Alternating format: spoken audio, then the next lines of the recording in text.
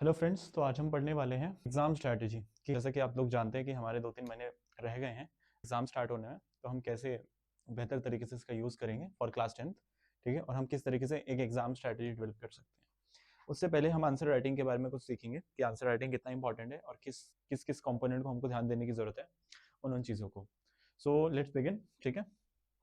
So basically जो तुम्हारा answer रहेगा, जो टेक्निक होती है वो ज़्यादा मैटर करती है, ठीक है? बिकॉज किसी के पास भी इतना टाइम रहता है कि तुम्हारे हर एक आंसर लाइन वाइज देखे, ठीक है? तो तुम्हारा टेक्निक जो होता है, जिस तरीके से तुम लिखते हो आंसर को, वो ज़्यादा मैटर करता है और कंटेंट थोड़ा सा कम, ठीक है? But in the and content important होता है। एक्चुअली में कंटेंट वो होता है जो कि तुम लिखते हो, ठीक है? फॉर एग्जाम्पल जो भी तुमने आइडियाज लिखे, थॉट्स लिखे, पॉइंट्स लिखे, वो किस तरीके से लिखते हो वो तुम्हारा टेक्निक होता है, ठीक है? आगे बढ़ते हैं। तो अब टेक्निक को हम बाद में डील करेंगे, पहले हम कंटेंट को कैसे हम इम्प्रोवाइज कर सकते हैं, कुछ मिस्टेक्स को, उसमें हम पहले बात करते हैं। तो बेसिकली जो तुम्हारा कंटेंट रहता है उसमें 4 चीजें इंप्रूवमेंट करनी होती है, ठीक है? फर्स्ट इज, अच्छा मैं क्लेका के बारे में बता रहा हूँ तुमको, याद रखना। क्लेका stand for clarity, explanation, create, add, ठीक है? ना ये चीजें क्या होती है मैं तुमको बताने चाह रहा हूँ, ठीक है? तो क्लैरिटी का मतलब होता है कि तुम आंसर में ज्यादा से ज्यादा क्लैरिटी लेके आओ। इसके लिए इंपॉर्टेंट होता है कि तुम क्वेश्चंस को पढ़ रहे हो, ठीक है? क्वेश्चंस को पढ़ना बहुत ज्यादा इंपॉर्टेंट होता है यहाँ पे, और क्वेश्चंस को समझना सबसे ज्यादा इंपॉर्टेंट होता है। क्वेश्चंस को अगर तुम 2-3 बार पढ़ोगे तो तुमको समझ में आ जाएगा question automatically. So read the questions twice या thrice before writing, before picking up your pen. अपने क्वेश्चन को 2-3 बार पढ़ो ध्यान से, ठीक है? और ये क्यों इंपॉर्टेंट है मैं अभी बता दूंगा एक क्वेश्चन का एग्जांपल लेके, ठीक है? नाउ एक्सप्लेन, फाइन हाउ वाले पोर्शंस होते हैं तुम्हारे आंसर्स में एक्सप्लेन होने चाहिए, ठीक है? ये भी मैं बता दूंगा तुमको। देन क्रिएट एटलीस्ट 3 पॉइंट्स तुमको बिफोर राइटिंग, ठीक है? प्री राइटिंग बोलते हैं इसको। अपने माइंड में पता होने चाहिए कि तुम ये जो क्वेश्चंस है, इसमें से हर एक क्वेश्चन के तुमको कम से कम 3 पॉइंट्स पता होने चाहिए। फॉर एग्जाम्पल तुमको बोर्ड्स में 15 मिनट्स के पहले तुमको पेपर मिल जाएगा, 15 मिनट्स पहले, ठीक है? 15 मिनट्स में तुमको एमसीक्यू या वेरी शॉर्ट्स नहीं देखने। तुमको क्या करना है, तुमको सीधा जाना है अपने लॉन्ग आंसर क्वेश्चन वाले सेक्शन पे, एंड उन 4 क्वेश्चन में तुमको हर क्वेश्चन में चॉइस मिलेगी। क्वेश्चंस को छांटना है, कौन से क्वेश्चंस तुम करने वाले हो, हर एक क्वेश्चंस के तुमको ट्राई करना है 15 मिनट्स में कि तुम 3 या 4 पॉइंट्स बना सको, अपने दिमाग में बिठा सको कि हाँ मुझे ये पॉइंट्स लिखने हैं, और ताकि तुम्हारे पास क्लैरिटी आ जाए। वो करने से पहले तुमको 2-3 बार क्वेश्चंस को ऑब्वियसली पढ़ना पड़ेगा, ठीक है? ताकि तुम कोई मार्जिन ऑफ एरर ना छोड़ो उसके लिए, ठीक है? कोई मिस्टेक के लिए, ठीक है? जो कि पहले से be very clear with your answers, and to ensure that तुमको क्वेश्चंस को बहुत अच्छे से पढ़ना पड़ेगा और पॉइंट्स बनाने पड़ेंगे। तो ये मैं कह रहा था ना, जो तुम पॉइंट्स लिख रहे हो एक्चुअली में उन पॉइंट्स को बड़ा लिखना है, ठीक है? बड़ा लिखने का मतलब है उसमें हर फेसेट, तुम वो पॉइंट को क्यों लिख रहे हो वो झलकना चाहिए, ठीक है? दैट मीन्स कि तुमको वाई और हाउ वाले पोर्शंस कंटेन रखने हैं, उसमें इंक्लूड करने हैं। फॉर एग्जाम्पल अगर तुम सस्टेनेबल डेवलपमेंट का कोई क्वेश्चन है, उसमें एक पॉइंट लिख रहे हो, you should explain कि why that point is necessary, why that point is relevant, and why that is important, ठीक है? and how is that important, ये भी तुमको बताना पड़ेगा। नाउ एक आर्ट होती है, तुमको एक दिन में नहीं आएगी, तुमको प्रैक्टिस करके ही आएगी। मैं प्रैक्टिस करने की भी स्ट्रैटेजी तुमको बता दूंगा, ठीक है? And add facts and data wherever whenever needed, ठीक है? जहां भी चाहिए। इन इस क्वेश्चन को देखो, तुमको क्वेश्चन दिख रहा होगा, नो पार्टी क्वेश्चन दिख रहा होगा, no party system is ideal for all countries and in all situation. इसमें तुम्हारे पास कुछ पहले से निर्धारित नहीं रहेगा, पहले से डिफाइंड नहीं रहेगा कि तुमको यही पॉइंट्स लिखने हैं। ऐसे क्वेश्चन सब्जेक्टिव होते हैं, अलग अलग तरीके से आते हैं। जिस तरीके से आते हैं उस हिसाब से तुमको आंसर को फ्रेम करना पड़ता है। ये वैसे क्वेश्चन नहीं है कि तुमको 4 फंक्शंस लिखने पॉलिटिकल पार्टीज के कंपोनेंट्स लिखने हैं, या फिर तुमको कुछ और लिखना है। तुमको 3 प्रिंसिपल लिखने हैं डेमोक्रेसी के, पावर शेयरिंग के 4 फीचर्स लिखने हैं, 4 वेज लिखने हैं, प्रूडेंशियल या मॉरल रीजंस बताने हैं। वो सब नहीं बताना है, वो सब फिक्स पॉइंट्स है तुम्हारे, वो सब याद करके लिखना होगा तुमको एग्जाम में, ठीक है? सो तुमको वो सब याद करके लिखना होगा, एंड बस ये। और एक बार तुम इस क्वेश्चन को पढ़ो, इस क्वेश्चन को पढ़ के तुमको जो समझ में आ रहा होगा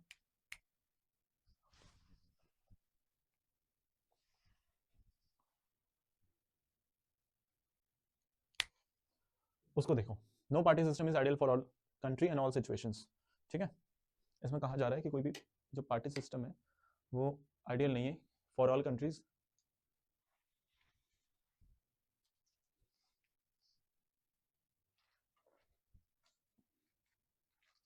नाउ इसमें ये कहा जा रहा है कि कोई भी पार्टी सिस्टम जो है वो आइडियल नहीं है for all countries and all situations. Now इस क्वेश्चन के तहत एक बहुत डिफिकल्ट क्वेश्चन मैंने पिक किया है। लास्ट ईयर मैंने जो टेस्ट सीरीज लिया था उसमें ज्यादातर जो स्टूडेंट्स इवन जो टॉपर्स थे उन्होंने भी गलती करी थी स्टार्टिंग के कुछ टेस्ट में। उसमें एक क्वेश्चन आया था ये, ठीक है? उसमें ये उन्होंने इसका आंसर बहुत ही अलग तरीके से दिया, ठीक है? अलग थलग व्यूज थे उनके, उन व्यूज को मैंने गलत साबित किया, मतलब कि गलत ही थे पॉइंट्स। तो एक टफ क्वेश्चन है, कहने का मतलब ये है, ठीक है, एक टफ क्वेश्चन है ये। एंड अब हम इसको देखते हैं। सो कोई भी पार्टी सिस्टम आइडियल नहीं होता किसी भी कंट्री, सारे कंट्रीज के लिए, ठीक है। नाउ जो तुम आंसर फ्रेम करोगे उसमें क्ले का स्ट्रैटेजी लिखोगे, ठीक है। क्ले का स्ट्रैटेजी के हिसाब से तुम्हारा तुमको 2-3 बार क्वेश्चन को पढ़ना है। कुछ कुछ बच्चे इसको डिफरेंशिएट करने लगते हैं डिफरेंट गवर्नमेंट, ठीक है, different types of government, different levels of government के हिसाब से, ठीक है। तुमको वो सब नहीं करना है। नाउ तुमको इसमें देखना है ये फर्स्ट जो पॉइंट रहेगा तुम्हारा, देखो फर्स्ट तो तुम्हारा इंट्रोडक्शन ही रहेगा। लाइक इंट्रोडक्शन तुमको लिखना ही लिखना है, introduction is the key. Introduction तुमको कोई मार्क्स नहीं देता है, बट अगेन तुमको इंट्रोडक्शन लिखना पड़ेगा, इंट्रोडक्शन लिखना चाहिए, लिखना पड़ेगा, ठीक है। So after introduction the first point is you will explain the subject, ठीक है। क्या करोगे तुम सब्जेक्ट्स को एक्सप्लेन करोगे, जो भी सब्जेक्ट है तुम्हारे क्वेश्चन का, ठीक है। तो जो भी फर्स्ट पॉइंट रहेगा तुम्हारा वो ये रहेगा कि तुम सब्जेक्ट को एक्सप्लेन करने वाले हो, जो भी तुम्हारा सब्जेक्ट वगैरह रहेगा उसको तुम एक्सप्लेन करोगे, जो भी आंसर में रहेगा, ठीक है। सो फर्स्ट पॉइंट में तुम सब्जेक्ट क्या है, कोई भी क्वेश्चन का एक सब्जेक्ट होता है, सब्जेक्ट वो चीज होती है जिसके अराउंड क्वेश्चन को बनाया जाता है, ठीक है। So first thing is party system. Party system को तुमको एक्सप्लेन करना है कि पार्टी सिस्टम क्या होता है। पार्टी सिस्टम एक इंपॉर्टेंट फीचर, एक पहलू है रिप्रेजेंटेटिव डेमोक्रेसी का। डेमोक्रेसी को और ज़्यादा ये एक्सेसिबल बनाता है टुवर्ड्स पीपल, बिकॉज इसमें जो लीडर्स होते हैं वो लोगों से कनेक्टेड होते हैं। एंड इस तरीके से इंस्टीट्यूशंस होते हैं, ये जो पूरा ऑर्गेनाइज जो इंस्टीट्यूशन जो स्ट्रक्चर जो सिस्टम रहता है वो लोगों से कनेक्टेड रहता है एंड हेल्प करते हैं पार्टीज। और पार्टी सिस्टम के तहत पार्टीज हेल्प करते हैं बेटर पॉलिसीज वगैरह बनाने में, बेटर जो है डिसीजंस लेने में, ठीक है, ताकि गवर्नेंस जिससे अच्छा हो सके। सो पार्टी सिस्टम में ये मेरा थॉट था, तुम लोग अपने हिसाब से थॉट्स लिख सकते हो पार्टी सिस्टम क्या होता है, ठीक है। थोड़ा इधर उधर का ना लिखना तो बेहतर रहेगा, ठीक है, एनसीईआरटी से चिपक के रहना, ठीक है, लिखते समय। सेकंड थिंग इज कि तुम अब यहाँ पर क्वेश्चन पे आओगे कि क्वेश्चन का मतलब क्या है, ठीक है। पार्टी सिस्टम इसमें कहना चाह रहा है कि पार्टी सिस्टम आइडियल नहीं है कि सारे सिचुएशन में कि सेम रहे, ठीक है, हर कंट्री में सेम पार्टी सिस्टम नहीं रह सकता, और ये बात बिल्कुल सही है, ठीक है, ठीक है, बिकॉज डिफरेंट कंट्रीज होती हैं, which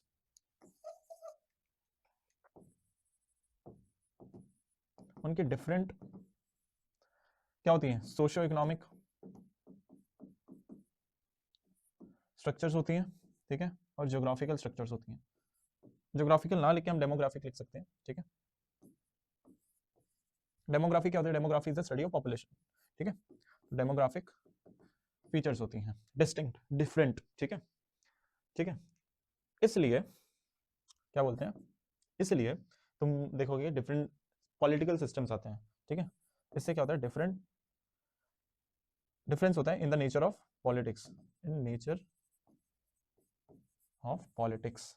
जिस तरीके की राजनीति होती है उस देश में उसका नेचर अलग अलग होता है, ठीक है। थर्ड पॉइंट में फॉर एग्जांपल मैं लिखूंगा, ठीक है, इन्हीं डिफरेंट कंट्रीज में due to different because different countries have different socio economic and demographic features, इसलिए डिफरेंसेस रहते हैं इन डाइवर्सिटीज में, ठीक है। कोई कंट्री मोर डाइवर्स होती है, कोई कंट्री लेस डाइवर्स होती है। जो लेस होती है उसमें क्या होता है, उसमें 2 पार्टी या 1 पार्टी सिस्टम आता है, और जो मोर डाइवर्स होती है उसमें मल्टी पार्टी सिस्टम आता है। नाउ इससे तुमको पल्ला नहीं झाड़ना, तुमको और एक्सप्लेन करना होगा उस पॉइंट्स में, ठीक है, बिकॉज ये लॉन्ग पॉइंट है। तुमको बताना होगा कि ऐसा क्यों होता है कि लेस वाले में 2 या 1 पार्टी सिस्टम होता है एंड मोर वाले में 2 पार्टी सिस्टम होता है। देखो मैं यहाँ तो लिखवाऊंगा नहीं, बट मैं तुमको बता रहा हूँ इस पॉइंट का मतलब, जिन कंट्रीज में ज्यादा डाइवर्सिटीज होगी दैट मीन्स कि ज्यादा रीजनल ग्रुप्स होंगे, ज्यादा लिंग्विस्टिक, ज्यादा कल्चरल, ज्यादा रिलीजियस ग्रुप्स होंगे, राइट। वहां के उतनी ही डिफरेंट डिमांड्स होंगी, हर ग्रुप की अपनी अपनी डिमांड होती है, हर कम्युनिटी की अपनी अपनी डिमांड होती है, ठीक है। नाउ बिकॉज हर कम्युनिटी की, हर ग्रुप की, ठीक है, अपनी अपनी डिमांड है अलग, उस डिमांड को केटर करने के लिए डिफरेंट ग्रुप्स आते हैं, ठीक है, डिफरेंट पॉलिटिकल ग्रुप्स आते हैं, पॉलिटिकल पार्टीज आती हैं, मैं इसकी बात कर रहा हूँ, ठीक है। डिफरेंट पॉलिटिकल पार्टीज आते हैं। 2 पार्टी सिस्टम में 2 पार्टीज होती हैं, 2 पार्टीज इतने diverse religious, political, regional, ethnic, linguistic, cultural aspirations को केटर नहीं कर पाती हैं, ठीक है, practically. Therefore multi party system इसमें इमर्ज होता है, बिकॉज इसमें बहुत सारी पार्टीज आती हैं जो कि डिफरेंट, बहुत सारी वेरियस जो डिमांड्स होती हैं उनको केटर करती हैं, उनको सुनती हैं और उनको एम्पलीफाई करती हैं टू द गवर्नमेंट, ठीक है, गवर्नमेंट के टुवर्ड्स। तुम देखोगे देश में कितनी ज्यादा डाइवर्सिटी है हमारे, ठीक है। एग्जाम्पल के तौर पे तुम फोर्थ पॉइंट लिखोगे, ठीक है, फॉर एग्जाम्पल इन इंडिया, ठीक है, तुम देखोगे डिफरेंट टाइप्स ऑफ कम्युनिटीज रहती हैं, डाइवर्सिटी इतनी है, ग्रुप्स इतने रहते हैं। इसमें क्या होता है, डिफरेंट पॉलिटिकल पार्टीज आती हैं एंड वो इन डिफरेंट ग्रुप्स के जो एस्पिरेशंस, जो डिमांड्स होते हैं, इनको उठाती हैं एंड इनको पहुंचाती हैं गवर्नमेंट तक। ये हमने फंक्शंस ऑफ पॉलिटिकल पार्टी में देखा है। ठीक है, शेपिंग पब्लिक ओपिनियन, एक वो होता है ना, फंक्शन होता है पॉलिटिकल पार्टी का। सो उसमें हमने देखा है कि कैसे वो शेप करती है पब्लिक ओपिनियन को, ठीक है, जो लोगों के ओपिनियन होते हैं उसको एक आकार देती हैं रीजनल पार्टी, ये पॉलिटिकल पार्टीज। सो उसकी मैं बात कर रहा हूँ। तो इंडिया का एग्जाम्पल दोगे, फिफ्थ में तुम सीधा सीधा बता दोगे, फॉर एग्जाम्पल, ठीक है, कंट्रीज विद लेस डाइवर्सिटी या लेस क्या बोलते हैं कल्चरल रिचनेस, लाइक यूएसए हो गया, यूके हो गया, उसमें भी डाइवर्सिटी है लेकिन कम है। इंडिया में बहुत ज्यादा डाइवर्सिटी है, ठीक है। तो यूएसए यूके जैसी कंट्रीज में, ठीक है, जहां पर अमूमन थोड़ा सा कम भी पॉपुलेशन होता है और इनमें डाइवर्सिटी भी कम रहती है, यहाँ पर दो पॉलिटिकल पार्टीज काम चला लेती हैं। एक ऐसा सिस्टम डेवलप होता है, ऐसा सिचुएशन के बेसिस पे ऐसा सिस्टम डेवलप होता है कि यहाँ पर दो पार्टीज जो होती हैं वो केटर करती हैं मल्टीपल डिमांड्स को, ठीक है। एंड जहाँ पर ज्यादा डाइवर्सिटी होती है, सोशल डाइवर्सिटी, तो वहाँ पर ज्यादा सोशल डिमांड्स भी होंगे डिफरेंट ग्रुप्स की, वहाँ पर एक मल्टी पार्टी सिस्टम का इवोल्यूशन होता है, ठीक है। तो पार्टी सिस्टम ऐसा कुछ नहीं जो कि एक कंट्री चूज करती है, ठीक है। पार्टी सिस्टम ऐसी चीज है जो कि कंट्री इवॉल्व होती है जिसके साथ, ठीक है। तो ये सब पॉइंट्स तुम लिख सकते हो, ये मैं जाहिर सी बातें लिख नहीं सकता बोर्ड पे सारी चीजें, ठीक है, बट मैं तुमको एक तरीका बता रहा हूँ एग्जाम्पल के थ्रू। मैं तुमसे क्वेश्चन नहीं सॉल्व करवा रहा हूँ, मैं तुमको बता रहा हूँ किस तरीके से तुमको डील करना है क्वेश्चन को। सबसे पहले पढ़ना है क्वेश्चन को 2-3 बार ताकि क्लियर हो जाए क्वेश्चन क्या पूछ रहा है, क्या पूछ रहा है, क्लियर हो जाए। सेकेंड इज 3 पॉइंट्स एक्चुअली में तुम्हारे माइंड में रहने चाहिए लिखने से पहले, ठीक है, शॉर्ट हो या लॉन्ग हो, 3 पॉइंट्स तो रहने ही चाहिए।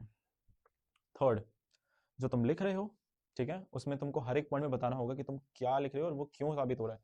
For example, different countries have different socio economic and demographic functions. Relevant क्यों है, why are you writing this, because इससे डिफरेंस क्रिएट होता है in the nature of politics, ठीक है। And different nature of politics कौन से, ये पॉलिटिकल सिस्टम्स की बात कर रहा हूँ, पार्टी सिस्टम्स की बात कर रहा हूँ मैं मेनली यहाँ पर, ठीक है, 1 party 2 party and 3 party systems की। नेक्स्ट पॉइंट में मैंने बताया डिफरेंस होती है डाइवर्सिटीज में, अगर किसी कंट्री में, अगर किसी कंट्री में ज्यादा होती है तो वहां पर मल्टी पार्टी सिस्टम होता है, किसी में कम होती है तो 2 पार्टी सिस्टम को इवॉल्व करता है, वो शक्ल देता है, शेप करता है। वाई, ठीक है, एंड हाउ, बिकॉज वाई का आंसर है बिकॉज, बिकॉज क्या, बिकॉज ज्यादा डाइवर्सिटी का मतलब है ज्यादा सोशल डिमांड्स, ठीक है, एंड ज्यादा सोशल डिमांड को कैटर करने के लिए 2 पार्टी सिस्टम एडिक्वेट नहीं है, इनएडिक्वेट है, ठीक है, इनफ नहीं है।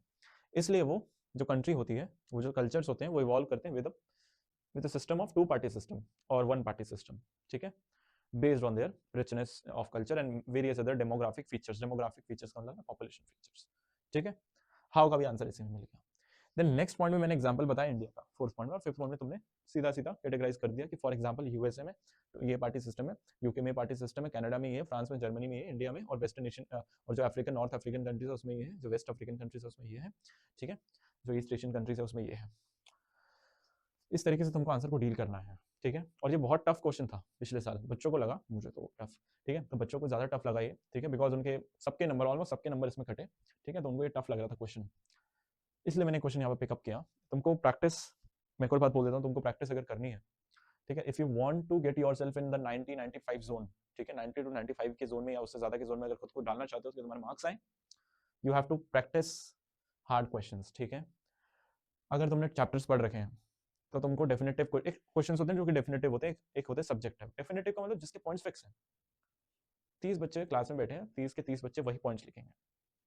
For example features of federalism, for example तुम्हारे प्रिंसिपल्स ऑफ डेमोक्रेसी, उसे डेमोक्रेसी कह रहा हूँ ये मैं, development, for example features of political party या functions of political party, prudential reasons power sharing के, वाइज पावर शेयरिंग एसेंशियल, ये सब फिक्स पॉइंट्स होते हैं इसके। तुम कुछ खास बना के नहीं रख सकते, लाइक 3 प्रिंसिपल डेवलपमेंट के हैं तो 3 ही प्रिंसिपल तुमको बताने हैं, तुम एक भूल गए तो तुम तीसरा बना नहीं सकते खुद के दम पे अलग से, इस चीज को ध्यान में रखना। और सब्जेक्टिव क्वेश्चंस होते हैं तो ऑब्जेक्ट, तो ये जो डेफिनेटिव क्वेश्चंस होते हैं जिसके फिक्स होते हैं आंसर, उसको तुम्हें याद ही करना पड़ेगा और टाइम टू टाइम याद हो जाता है ये। लेकिन जो सब्जेक्टिव है इनकी तुम्हें प्रैक्टिस करनी है। ये एक क्वेश्चन ऐसा है जो सब्जेक्टिव है, ठीक है। एनसीईआरटी में जाओगे 2 लाइन में इसका आंसर तुमको मिल जाएगा, पर वो 2 लाइन इनफ नहीं है तुमको बोर्ड्स में लिखने के लिए, ठीक है। ओवर द ईयर जो बोर्ड ऐसे क्वेश्चन पूछता है एक मार्किंग सीम डेवलप हो जाती है। सो खैर वो मैं टेस्ट सीरीज में बता देता हूँ बच्चों को, बट तुम अगर प्रैक्टिस कर रहे हो खुद से तो तुमको बहुत ही हाई लेवल पे इसको सोचना होगा, सब्जेक्टिव क्वेश्चंस को सीरियसली लेना होगा, ठीक है। तुमको हर दिन कम से कम 2 या 3 या कम ज्यादा से ज्यादा 8 या 9 क्वेश्चन सॉल्व करने होंगे सब्जेक्टिव के, अगर तुम्हारी परफॉर्मेंस कैसी है उस पर डिपेंड करता है। बीइंग सेड दैट, आगे बढ़ते हैं। अब आते हैं टेक्निक पे। हमने कंटेंट देख लिया, अब हम टेक्निक पे देखेंगे। कंटेंट का मतलब बेसिकली जो तुम लिख रहे हो एक्चुअली में, जो तुम थॉट्स लिख रहे हो, जो तुम विचार लिख रहे हो, आइडियाज लिख रहे हो। टेक्निक पे आते हैं। टेक्निक में चीजें मैटर करती हैं, सबसे बड़ी चीज होती है वो हैंड राइटिंग। यहाँ पर तुम्हें दिख रहा होगा मेरे ख्याल से, हैंड राइटिंग बहुत इंपॉर्टेंट चीज है, ठीक है। लाइक ये सारी चीजें, स्पेसेस एंड गैप्स हैं, मार्जिन है, मार्जिन तो तुमको मिलकर ही आ जाता है, सिंबल्स और डायग्राम्स है, इस पर मैं बात करूंगा। पोस्ट राइटिंग इस पर भी मैं बात करूँगा, लेकिन हैंड राइटिंग है जो कि अगर सही नहीं है तुम्हारी, अगर बेकार हैंड राइटिंग अगर तुम्हारी, तो चांसेस हैं तुम्हारे 5 या 6 मार्क्स हट जाएंगे। हैंड राइटिंग के मार्क्स नहीं करते हैं बोर्ड्स में, ऐसा कोई रूल्स नहीं है बोर्ड्स में, लेकिन जो मेंटालिटी की बात कर रहा हूँ चेकर की, कोई अगर मैं पेपर चेक कर रहा हूँ और मेरे पास अगर बहुत सारे पेपर्स का गुच्छा है, बंडल है, और मुझे अगर जल्दी चेक करना है तो मैं हैंड राइटिंग के बेसिस पे मैं जज करूँगा, ठीक है। एंड किया जा सकता है, बिकॉज हैंड राइटिंग बहुत ही कम बच्चों की ऐसी होती है जो कि पढ़ने वाले हैं और उनकी हैंड राइटिंग खराब है, ठीक है। जो सीरियस है वो हैंड राइटिंग सही करके लिखते हैं, ठीक है। सो अगर तुम सीरियस हो पढ़ने के बाद, पढ़ाई को लेकर के, ठीक है, या आगे भी लेकर 11th-12th में भी तुम्हारे लिए काम आएगी, हैंड राइटिंग सही कर लो, ठीक है। और बेसिकली जो बोर्ड्स का पर्पस है, मेरे हिसाब से मुझे लगता है कि 10th के मार्क्स की कोई खास वैल्यू है नहीं तुम्हारे, 10th के मार्क्स की कोई खास वैल्यू बिल्कुल भी नहीं है। बट तुम लोगों को ये समझना होगा कि तुम लोग 10th के बाद 11th क्लास में जाते ही कॉम्पिटेटिव एग्जाम्स, कॉम्पिटिशन के दायरे में आ जाओगे।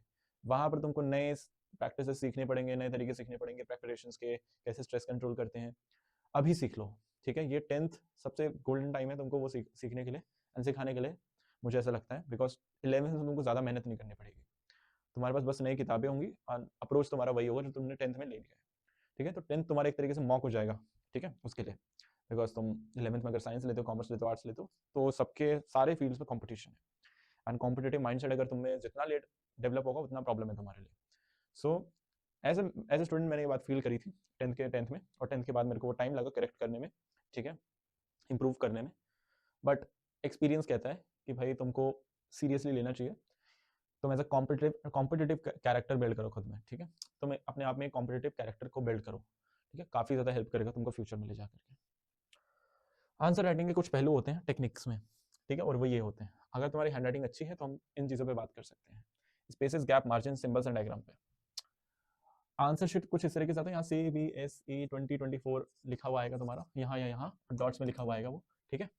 एंड ये तुम्हारे मार्जिन रहेंगे, ठीक है, OMR वो हमारे साथ में मिलेगी पहले, ठीक है, दोनों तरफ मार्जिन रहेगा पिंक कलर का, ठीक है, लाइंस भी शायद से पिंक कलर या ब्लैक कलर की होंगी। इसके इधर केवल तुम्हें सिंबल्स बनाने हैं, इसके इधर कुछ भी नहीं बनाना है मेरे सब्जेक्ट में, SST में या साइंस में। और ये जो लास्ट लाइन होगी, ये जो लास्ट लाइन दिख रही है ना तुमको, ये वाला हिस्सा नहीं, एक मिनट मैं थोड़ा सा डार्क कलर ले लूँ, ये जो लास्ट लाइन दिख रही है ना, और ये जो फर्स्ट लाइन दिख रही है, प्लीज़ इस पर कुछ मत लिखना, इस पर तुम्हें कुछ भी नहीं लिखना है, ठीक है, इस पर लिटरली तुम्हें कुछ भी नहीं लिखना है किसी भी पेज में, किसी भी चीज़ में, ठीक है। और जो सेक्शन वगैरह मेंशन करते हो तुम वो मेंशन कर सकते हो यहाँ पे, सेक्शन वगैरह अगर तुमको मेंशन करना है तो तुम सेक्शन यहाँ पर मेंशन कर सकते हो, बट तुम्हें आंसर का, किसी भी आंसर का कोई भी पार्ट यहाँ पर नहीं लिखना है, चाहे वो 1 मार्क्स का क्वेश्चन हो, चाहे वो 6 मार्क्स या कितने भी मार्क्स का 5 मार्क्स का क्वेश्चन हो, ये सब तुम्हें नहीं करना है, ठीक है। तो ये चीज़ें बेसिक रहती हैं इसमें, ठीक है। मार्जिन, गैप, अब हम आगे बढ़ते हैं, ये टिपिकल एक आंसर है, ठीक है। नॉन कॉपरेशन मूवमेंट कैसे फैला, कहाँ पर, गुड़े मिल्स वगैरह कह रहा हूँ, इंडिया के डिफरेंट पार्ट्स में, उस पर क्वेश्चन आया हुआ है, ठीक है। एक ये टिपिकल आंसर, एक मॉडल आंसर ऐसा होता है जो कि तुम्हें इसी तरीके से लिखना है, ठीक है। तुम ध्यान से देखो, एक इंट्रोडक्शन है जो कि पॉइंट्स में नहीं लिखा हुआ है, आंसर मेंशन है यहाँ पर, ठीक है। कोई बहुत सारे लोग यहाँ पर आंसर मेंशन करते हैं, प्लीज ये सब मत किया करो, ठीक है। आंसर यहाँ पर मेंशन करो, ठीक है, उसके बाद पॉइंट्स लिखना शुरू करो। आंसर के बीच में जो गैप्स है, मैं गैप्स पे आता हूँ, ठीक है। एक होता है पॉइंट्स के बीच में गैप्स, एक होता है आंसर के बीच में गैप्स। तुमको जो आंसर शीट मिलेगी प्री बोर्ड्स में, बोर्ड्स में, शॉर्ट आंसर के बीच में, वैसे शॉर्ट आंसर को तुमको ऐसे ही लिखना है कि तुम एक ही पेज में कवर कर रहे हो, अगले पेज में एक भी लाइन नहीं जानी चाहिए शॉर्ट आंसर क्वेश्चन की, प्रॉपर एक शीट तुम कवर करोगे, एक पूरा साइड शॉर्ट आंसर क्वेश्चन के लिए। तो इससे क्या होगा, तुम नेक्स्ट आंसर जो है पूरे न्यू पेज से स्टार्ट करोगे, एंड मेरे ख्याल से इनफ है, 4 पॉइंट्स लिखे हुए इस पे एंड 3 मार्क्स के लिए इनफ होते हैं, ठीक है। Now having said that, answer के बीच में जो गैप होता है लॉन्ग आंसर क्वेश्चंस में, लॉन्ग आंसर क्वेश्चंस में तुमको क्या करना है, तुमको 1.5 पेज तक लेके जाना है आंसर्स को, ठीक है, ये पूरा और अगले पेज का आधा, ठीक है, फिर आधा पेज बच जाएगा, उसमें तुमको कुछ नहीं करना है। मैं हिदायत सजेशन ये दूंगा कि तुम उसमें डायग्राम बना सकते हो, आई मीन पिक्टोरियल व्यू दे सकते हो, पिक्चर बना सकते हो, लाइक जो भी है ना, फॉर एग्जांपल ये है नॉन कॉपरेशन मूवमेंट है, तो मैंने ऐसा बनाया, NCM ऐसे लिख रहा हूँ, जैसे तुम नॉन कॉपरेशन मूवमेंट लिखना, ठीक है, एंड मैंने ऐसे बना दिया, ठीक है, गुडेम हिल्स हो गया, ठीक है। इसके अलावा मैंने यहाँ पर लिख दिया, इसके अलावा मैंने यहाँ लिख दिया सिटीज़ में लिख दिया, और मैंने यहाँ पर लिख दिया क्या बोलते हैं, कंट्री साइड, ठीक है, विलेजेस, ठीक है। जितना एक्सप्लेन कम करो उतना ज़्यादा बेहतर है, ठीक है। ये सब तुम मेंशन कर सकते हो लॉन्ग आंसर क्वेश्चन में, शॉर्ट आंसर क्वेश्चन में करने की जरूरत नहीं, बिकॉज शॉर्ट आंसर क्वेश्चन में टाइम वेस्ट कहलाता है, लॉन्ग आंसर क्वेश्चन में ही करना है तुमको ये काम, ठीक है। अब तुम ध्यान से देखो, लाइंस के बीच में गैप्स है, पॉइंट्स के बीच में सॉरी गैप्स है। इंट्रोडक्शन आना चाहिए तुमको लिखना, इंट्रोडक्शन नहीं आता तो तुम एज अ कंक्लूजन लास्ट में इंट्रोडक्शन के लिए जगह छोड़ के लिख सकते हो, ठीक है। इंट्रोडक्शन में तुमको सब्जेक्ट को एक्सप्लेन करना था, for example how did non cooperation movement spread to different areas या डिफरेंट रीजन्स या different parts of the country. ये क्वेश्चन आता है अगर सिंप्लीफाइड कर दे तो इसमें तुम्हें बस नॉन कॉपरेशन मूवमेंट को एक्सप्लेन कर देना तुम यहाँ पे, और उसके बाद क्वेश्चन कंटिन्यू कर देना, the movement spread to different parts of the country in the following ways. ठीक है, ये करके, ठीक है।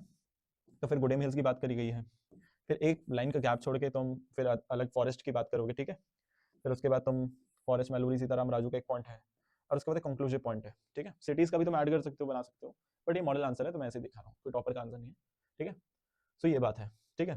तो गैप्स मैंने तुमको बता दिया, मार्जिन बता दिया, सिंबल्स की बात कर रहा हूँ। बहुत सारे स्टूडेंट्स क्या करते हैं, जो मार्जिन मिला होता है ना, ये इसके इस तरफ ड्रॉ करते हैं सिंबल्स, लाइक यहाँ पॉइंट बनाएंगे, यहाँ नहीं, यहाँ बनाएंगे, और फिर आगे से लिखेंगे। प्लीज ऐसा मत करना, बहुत ही अनटाइडी लगता है ऐसे देखने में, सो ऐसा मत करना प्लीज, ठीक है। आई होप तुम लोग ऐसा नहीं करोगे, ठीक है। और सिंबल्स को लाइन के इसी तरफ बनाना, ठीक है, ओके। उसके अलावा पोस्ट राइटिंग पे आते हैं ना। पोस्ट राइटिंग तुमको यहाँ पर दिख रहा हो, पोस्ट राइटिंग का मतलब राइटिंग के बाद, प्री राइटिंग यानी कि राइटिंग से पहले जो 15 मिनट मिलते हैं उसमें तुम्हें जो सोचना है वो प्री राइटिंग कहलाता है। पोस्ट राइटिंग का क्या होता है, पोस्ट राइटिंग में तुम्हें लिखने के बाद पूरा आंसर खत्म हो जाएंगे ना सारे तुम्हारे, तो तुम अंडरलाइनिंग करोगे स्केल लेकर के। बिना स्केल के करने का मतलब है, उससे बेहतर है मत करो। स्केल लेकर के तुमको अंडरलाइन करना है कुछ इस तरीके से, ठीक है, जैसे यहाँ पर किया हुआ है, ठीक है। जो फैक्ट्स वगैरह है, जो इंपॉर्टेंट लाइन्स है, जो तुमको लगता है कि ये मेन कीवर्ड्स हैं, जो तुमने कीवर्ड सोचे थे ना दिमाग में लिखने से पहले, वो कीवर्ड जब तुम लिखोगे उन्हीं को लास्ट में अंडरलाइन कर देना, ठीक है। पर्पस क्या है, मार्क्स बढ़ जाएंगे? नहीं, मार्क्स मिलने ईजी हो जाएंगे तुम्हारे लिए, ठीक है। बिकॉज जो एग्जामिनर जो चाहता है, जो चेकर चाहता है, जो चेक करने वाला पर्सन जो चाहता है देखना, वो उसको तुम ऑलरेडी दिखा दोगे, ठीक है, अंडरलाइनिंग के थ्रू। तो उसको ज्यादा मेहनत नहीं करनी पड़ेगी तुम्हारा पूरा आंसर पढ़ने में, एंड तुमको इजी पॉइंट्स मिलेंगे, इजी मार्क्स मिलेंगे। और एक कैरेक्टर जो बिल्डिंग है ना उसके नजर में, वो ज्यादा अच्छा लगेगा, उसको लगेगा तुम पढ़ने वाले बच्चे हो, and that is a thing which is being said here. So इस चीज़ों को तुमको इंश्योर करना, इन चीज़ों को।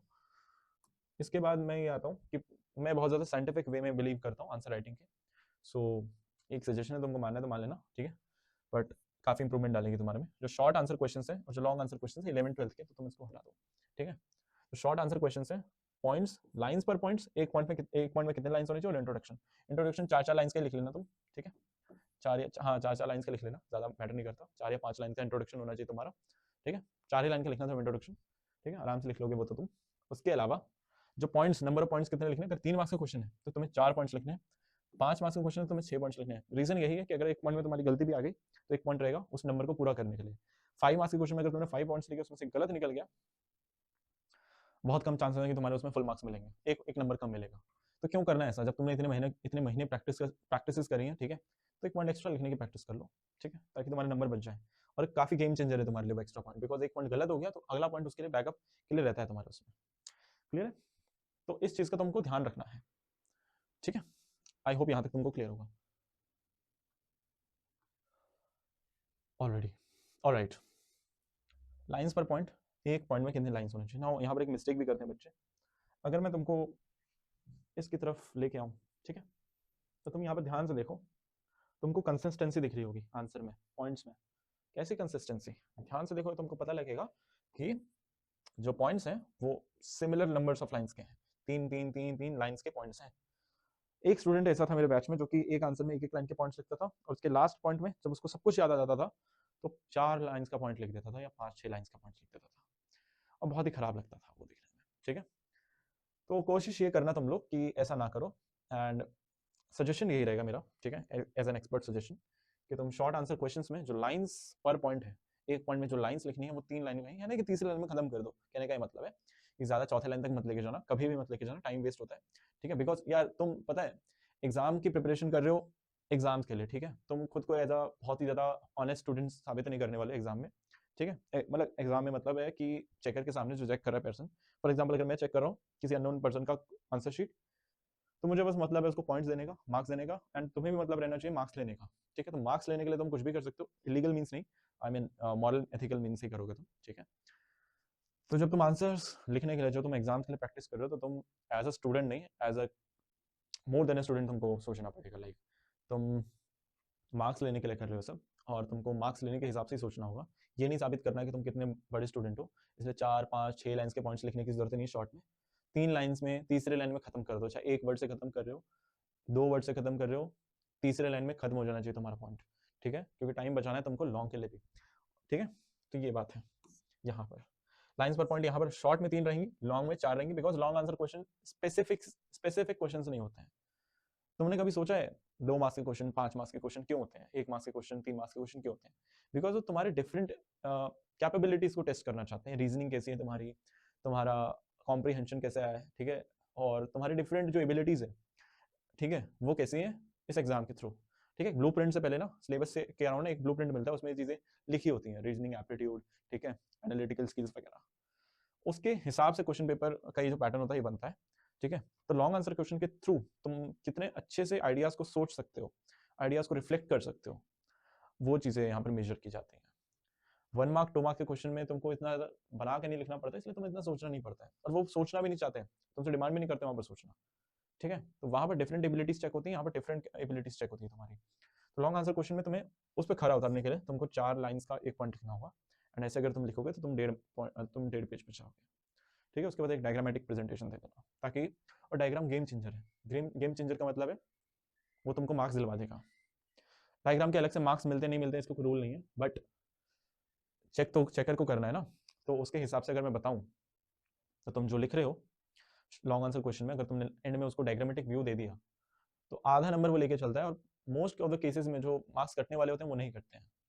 सो इसलिए वो गेम चेंजर है। ठीक है, तो तुम्हारे मार्क्स को बचाएगा इन दी एंड। ये सब चीजें ना, टेक्निक चीजें तुम्हारी कितने मार्क्स बचा लेंगे, 7 से 8 कुछ बच्चों के मार्क्स बचा लेंगे, 7 से 8 मार्क्स। ठीक है, लिटरली 7 से 8 डायरेक्ट मार्क्स बचाएंगी, एंड उन 7 से 8 मार्क्स बचाने के चक्कर में उनके और ज्यादा मार्क्स बचेंगे, बिकॉज जो इंप्रेशन है चक्कर पे बहुत अच्छा जाएगा कि जो स्टूडेंट है बहुत ज्यादा सीरियस रहा है एकेडमिक्स को लेकर के। अगर तुम्हारे शुरुआत के आंसर्स में अगर नंबर कट गए तो क्या होगा, तो चांसेस हैं तुम्हारे आगे भी हार्ड चेकिंग होगी, बहुत ही देख देख के चेकिंग की जाएगी और तुम्हारे नंबर कटेंगे।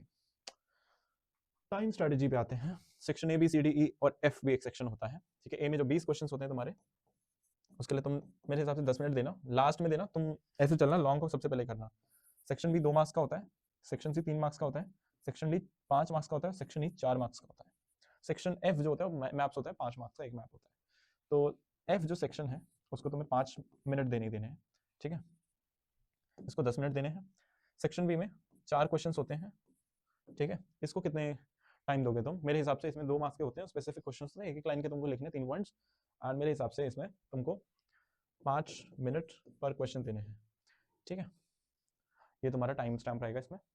सेक्शन सी में तुमको शॉर्ट आंसर क्वेश्चन है, इसमें मैं कहूँगा कि तुमको पर क्वेश्चन 7 मिनट्स देने पड़ेंगे। ठीक है, 7 to 8 मिनट्स, 8 मिनट लेके चलते हैं हम। ठीक है, सेक्शन सी 3 मार्क्स के होते हैं और इसमें आते हैं तुम्हारे 5 क्वेश्चन। ठीक है, तो 8 मिनट्स दें। ठीक है, तो तुम्हारे हो गए 40 मिनट्स, इसमें इसमें हो गए 5 4 जा 20 मिनट्स, और इसमें 10 मिनट्स हो गए। सेक्शन डी जो कि लॉन्ग आंसर क्वेश्चन है, उसमें 4 क्वेश्चन आएंगे तुम्हारे और चारों में चॉइस रहेगी।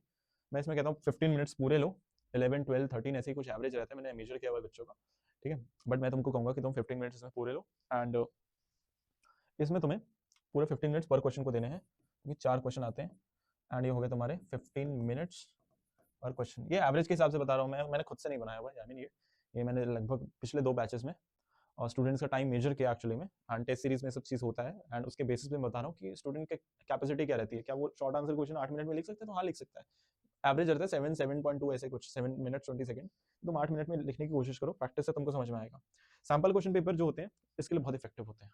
सैम्पल क्वेश्चन पेपर का मेन जो पर्पस होता है, तुम अगर देखोगे तो 2 चीज़ों को केटर करता है। ठीक है, सैम्पल क्वेश्चन पेपर मैं बिल्कुल एग्री नहीं करूंगा कि इसलिए होता है कि इंपॉर्टेंट क्वेश्चंस की प्रैक्टिस हो जाएगी, इंपॉर्टेंट क्वेश्चंस आ जाएंगे, नहीं। इंपॉर्टेंट क्वेश्चंस को अगर प्रैक्टिस करनी है तो तुम क्वेश्चन से प्रैक्टिस करो। सैम्पल क्वेश्चन पेपर का मेरे हिसाब से सिर्फ एक ही पर्पस होता है, और वो ये होता है कि जो सैम्पल क्वेश्चन पेपर्स होते हैं वो तुमको 2 चीज़ें हेल्प करते हैं। First is time management. ठीक है, क्या तुम टाइम पर सेक्शन के हिसाब से उतना सेक्शन में उतने टाइम में कर पा रहे हो सेक्शन की नहीं कर पा रहे हो। And second is stress management. ठीक है, according to time also stress बहुत इंपॉर्टेंट फैक्टर होता है। जितना ज़्यादा स्ट्रेस, उतना ज़्यादा तुम टाइम भी लोगे, उतना ज़्यादा डिफिकल्टीज होंगी तुम्हारे लिए। किस सेक्शन में तुम कितना ज़्यादा स्ट्रेस ले रहे हो, ये सब मेजर करने के लिए, इवैल्यूएट करने के लिए तुम सैम्पल पेपर करना चाहिए तुमको। अगर तुम इस गोल से सैम्पल पेपर कर रहे हो कि मेरा किस सेक्शन में कितना टाइम जा रहा है और मैं आइडियल टाइम से कितना दूर हूँ, कितना दूर नहीं हूँ, या क्या मैं उसको कंप्लीट कर पा रही हूँ या कर पा रहा हूँ, तो वेरी गुड, तुम सही रास्ते पे हो। एंड अगर तुम केवल इंपॉर्टेंट क्वेश्चन की प्रैक्टिस करने के लिए कर रहे हो, sample question paper is a wastage of time for you. ठीक है, सैम्पल क्वेश्चन पेपर्स को सॉल्व करना बहुत इंपॉर्टेंट है। ठीक है, बट उसका एक पर्पस है, and that is this, time management को सही करना। ठीक है, ना कि इंपॉर्टेंट क्वेश्चन को प्रैक्टिस करना है। इंपॉर्टेंट क्वेश्चन को प्रैक्टिस करना है। ठीक है, सैम्पल क्वेश्चन पेपर से हटो, कोई एक, या सैम्पल क्वेश्चन पेपर्स में से तुम क्वेश्चन उठा लो, उसको ऐसे प्रैक्टिस करो, बट उसके लिए पूरा पूरा पेपर सॉल्व करने का एक ही फंडा पड़ता है, दैट इज कि तुम क्या टाइम मैनेजमेंट सही से कर पा रहे हो थ्रू आउट द पेपर कि नहीं। एक बार चेक जरूर कर लेना सैम्पल क्वेश्चन पेपर 3-4 करके, 3-4 सैम्पल पेपर करोगे तुमको पता लग जाएगा, ठीक है। उसके बाद तुम 2-3 एक्स्ट्रा और कर लेना, इंश्योर करने के लिए कि जो तुमने सुधार किए हैं क्या वो सही ट्रैक पे आ गए हैं कि नहीं आ गए। तो ऑलमोस्ट तुम्हारे 7-8 सैम्पल पेपर हो जाने चाहिए अगर तुम टाइम को लेकर ज्यादा सीरियस हो तो। आगे बढ़ते हैं, 15 मिनट्स पर क्वेश्चन, तो तुम्हारा 1 आवर लग जाएगा इसी में, 60 मिनट्स। सेक्शन में 4 मार्क्स से 3 क्वेश्चन होते हैं, ठीक है। आने केस बेस्ड क्वेश्चंस होते हैं, तो 5 मिनट्स पर क्वेश्चन आएंगे तुम्हारे इसमें, क्योंकि इसमें एक लाइन के उत्तर देने होते हैं, बहुत स्पेसिफिक होता है, सबसे इजी पार्ट होता है, ठीक है। तो इसमें तुम्हारे पड़ जाएंगे टोटल 15 मिनट्स, ठीक है। और सेक्शन एफ में 5 मिनट्स, तो टोटल कितने में 10, 20, 30 plus 40, 70 plus 60, 130, 130 plus 15 plus 520, 130 plus 150, I guess 150 हुआ, 60, 130 प्लस 20, 150 मिनट्स, ये तुम्हारा आइडियल टाइम है। अब कुछ बच्चों का क्या होता है कि उनकी राइटिंग स्लो होती है, ठीक है, कुछ बच्चों की राइटिंग फास्ट होती है, कुछ बच्चे किसी सेक्शन में पलट जाते हैं, मतलब कि उनके मार्क्स कम आते हैं, कुछ बच्चों के किसी सेक्शन स्ट्रांग रहता है ना। जो बाकी के 30 मिनट्स बचे हैं, ठीक है, उसमें से 10 मिनट्स तो तुम निकाल दो पोस्ट राइटिंग के लिए, पोस्ट राइटिंग अंडरलाइनिंग के लिए, ठीक है, लास्ट में करना। मैं बता देता हूँ कैसे करना है अंडरलाइनिंग। फॉर एग्जाम्पल ये है ना, यहाँ पर मेरे को अंडरलाइन करना है गुडेम हिल्स, तो मैं अब मेरे को उस टाइम पे पता कैसे चलेगा, लास्ट में जब पेपर हो जाएगा तो मैं यहाँ पर हल्का सा डॉट लगा दूंगा, ठीक है। कोई भी पहले हल्का सा डॉट लगा देना, जब पेपर हो जाए तो डॉट्स को गिनना, ठीक है, जहाँ पर वो डॉट मिले वहाँ पर जाके अल्टरनेट लाइन पे, कॉरेस्पॉन्डिंग लाइन पे तुम अंडरलाइन कर देना। ये मैं ऐसे करता हूँ, तुम अपनी स्ट्रेटेजी डेवलप कर सकते हो इसमें। तो 10 मिनट तुमको पोस्ट राइटिंग पे देना, अंडरलाइनिंग वगैरह पे देना है। अंडरलाइनिंग इज द की, बहुत इंपॉर्टेंट चीज है, अगेन थर्ड गेम चेंजर है तुम्हारा। बचे कितने 20 मिनट्स, और जो 20 मिनट्स है तुम जिस सेक्शन में वीक हो उस सेक्शन में लगा सकते हो। फॉर एग्जाम्पल अगर तुमको लॉन्ग में लगता है कि और मेरे को टाइम चाहिए, टेक इट।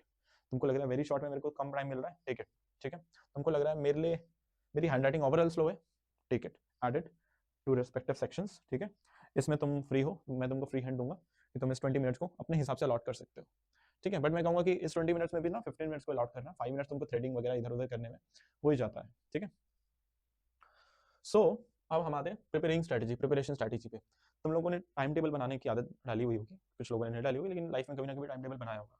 टाइम टेबल में क्या होता है मेन चीज, कि तुम लोग टाइम टेबल बनाते हो कि मैं इतने बजे उठूंगा, इतने बजे पढ़ूंगा, इतने से इतने पढ़ूंगा, ये करूंगा, ये तब करूंगा, उसके बाद सो जाऊंगा। ये टाइम टेबल ज्यादातर फेल हो जाती है 1-2 दिन बाद।